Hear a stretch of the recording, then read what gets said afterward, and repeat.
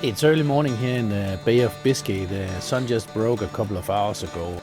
If everything goes well, we expect to arrive in Gijón around 3 o'clock this morning. It depends a little bit on the wind. We had a lot of wind this night and we were going really fast with our sails up, but as the sun has broken, it's slowing down a little bit. We set out of Western France the day before yesterday at 11 o'clock in the morning, and we've been going at it for almost 2 days now.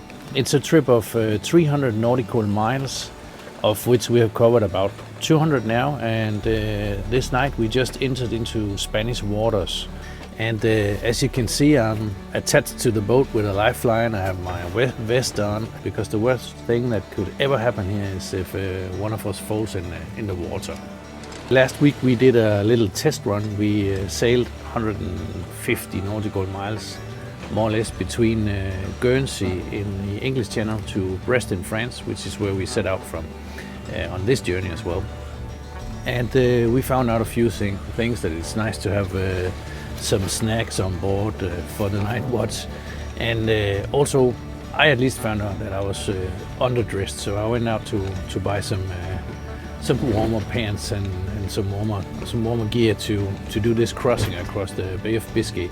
Even though it's summer, in the night it actually gets a little bit chilly, especially if you're sitting here in the cockpit for 2-3 hours just looking out in the dark. After our test sail, we also stocked up on flashlights on board and batteries for them. Not that we ran out of light, but I have a really powerful flashlight on board the boat. But it's also nice to have a light you can fix to your head in the case that we should have to go out and fix something, and if you need your hands and point, and you need to point the light at the same time, and that's really nice. Another important lesson from our test sail was how long we should be on guard. In my mind, I thought, maybe we can do like 5-6 hours each, but it just turned out it wasn't very good for us.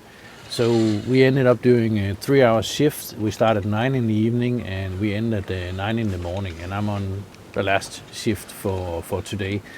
Then between 9 and 9 during the day, we just wing it, and the other prepare food or sleeps and rests, because this thing with the 3 hours and 3 hours on and off guard does that you sleep about two and a half hour, and then you're on guard for 3 hours and sleep about 2.5 hours before you have to go up again. So you don't really get rested, and we just try to keep up as good as we can, be as rested as we can, and be prepared for any situation we might run into. So those were just small lessons we learned, but very helpful now that we are crossing the Bay of Biscay.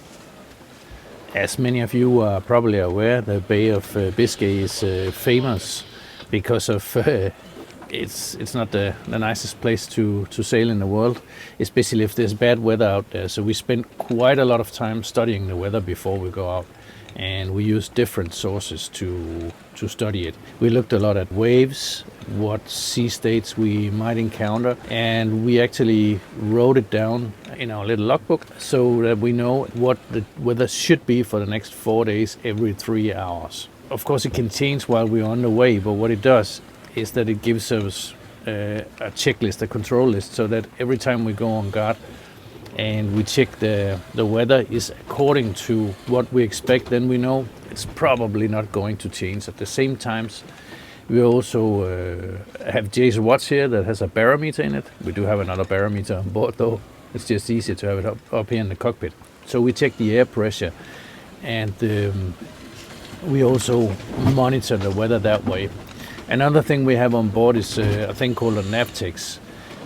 We're supposed to be able to receive a very simple but nice weather report approximately every 24 hours. I haven't got it to work yet, but that's okay.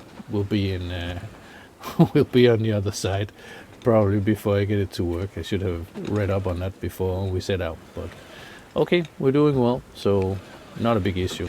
We do have some gear on board that helps us navigate and helps us avoid collision with other ships.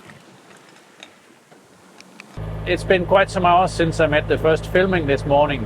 In the meantime, Jay and I, we've been struggling a little bit with our autopilot. It's not exactly doing what we wanted to do, steer the boat, so we don't have to do that. It's very nice to have an autopilot on board because it frees us up to do other things, and you only need one person at the helm that can check also if there are other ships in the way and so, but I'll come into that. Anyways, now it seems to be working again. Jay is keeping a keen eye on it outside on the helm, and I took my chance here to tell you a little bit about how we navigate and how we keep ourselves safe on board. Over here we have our main navigation systems, system on board that consists of our radio. It's a VHF radio for those who know what that is. With that we can contact other ships and land station on a radius of up to 20-25 nautical miles. It would be something like 40-45 kilometers. We use it quite a lot. This night, or was it the other night, I don't remember, we spoke to some Spanish fisher ships that we were on collision course with. Sounds serious, but it wasn't really that serious. We just called them up to say if it was okay. We maintained our course, and they were very nice. Sailed up behind us and saluted us and everything. So that was a good experience, and very nice to see that people are nice to each other here out in the sea. Next we have this little yellow box over here that you can't see very well.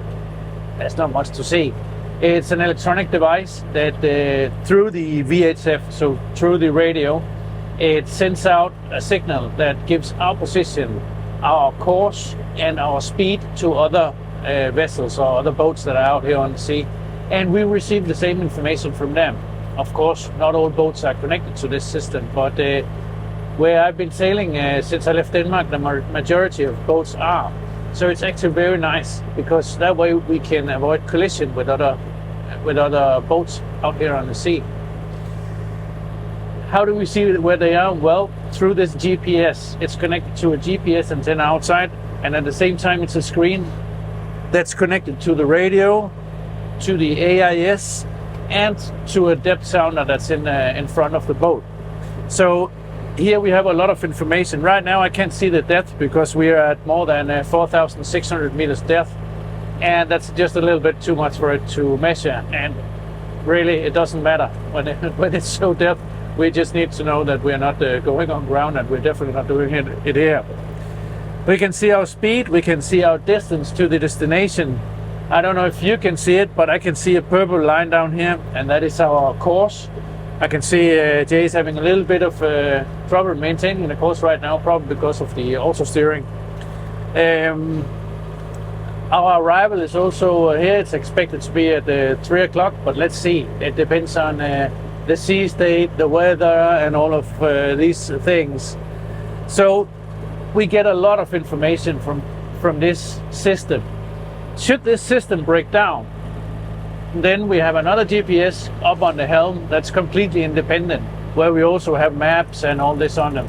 There we can of course not see the AIS on it, and it's not connected to the radio nor sonar either. It's a complete standalone unit.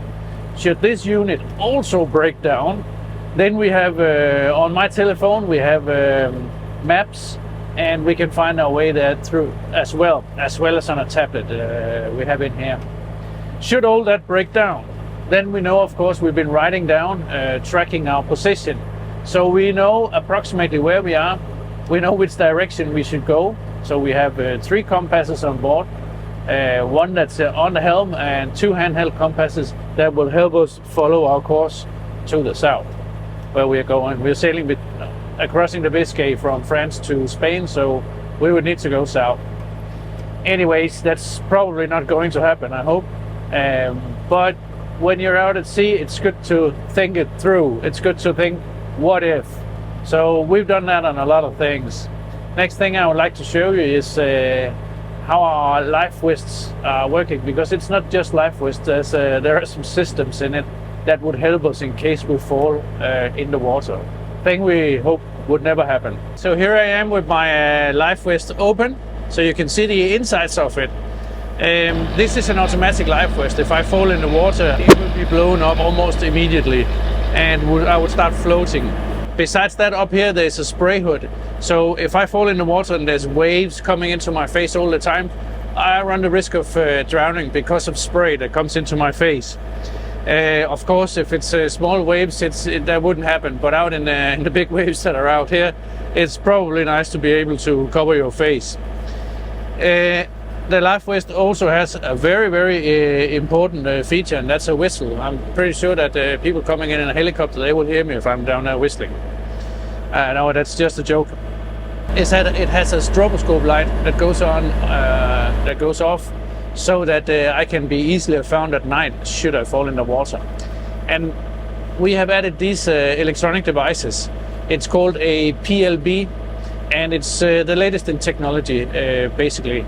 What it does is that if I fall in the water, it will pump out an antenna, and that antenna will send an emergency signal out on 3 different frequencies or 3 different places. One is via satellite to an emergency center that would immediately be able to see my location and that I'm in distress and would need help. Another is on the AIS system, where we can see the other boats and where the other boats can see us. It also sends position and distress out to that. So boats that are in the area and our own boat would be able to find us, or find me in this case, if it was me that fell overboard. Then Jay could find me again via the AIS. That is, of course, important during the night, but if there are high waves and stuff like that, it can also be very difficult to find a person again and to see, especially if you're handling a boat alone. Anyways, that is our life vest, and this is our life insurance aboard, especially on a crossing like this when we get out on the open ocean.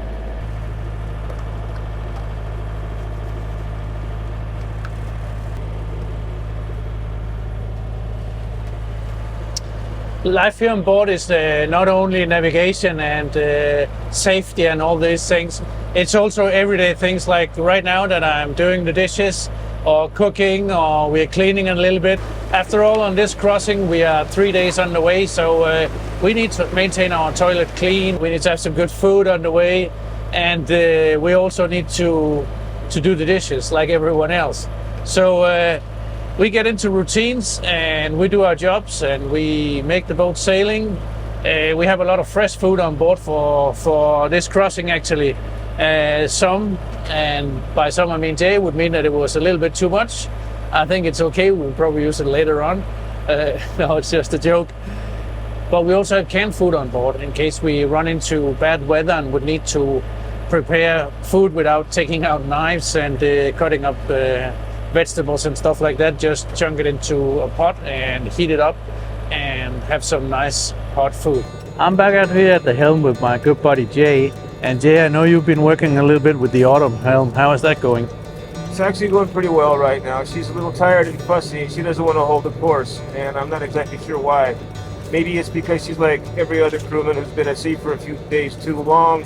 She's not used to it, and she needs a little bit of help. So we're going to keep working with her. Whoa, we're going to keep working with her. She just engaged that, didn't she? We're talking bad about her, so she decided to fuss up a little bit more. Anyway, we'll just work with it, because it beats hand steering, especially in these conditions. So we'll be all right. She's going to do okay. Sounds good. I'm glad to hear that. Anyways, how far are we from Gijón, which is our destination? Our destination in Gijón is about 37 miles away. And in hours, how much is that? When do you expect us to arrive? I expect it to get there in about 7 hours, maybe more. Better go down and get started on some dinner then. Looks like we're in for a long one here. That'd be fantastic. Thanks, Jasper.